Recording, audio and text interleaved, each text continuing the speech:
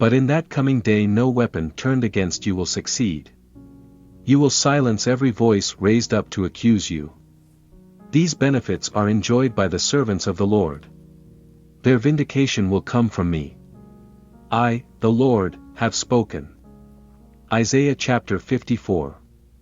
Verse 17. New Living Translation.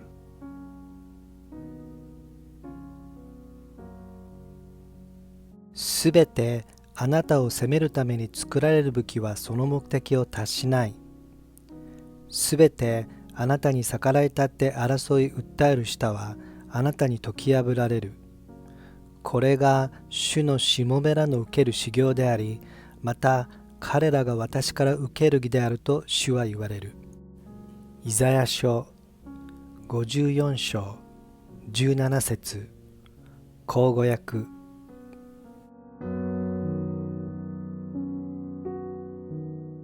すべてあなたを責めるために作られる武器はその目的を達しない。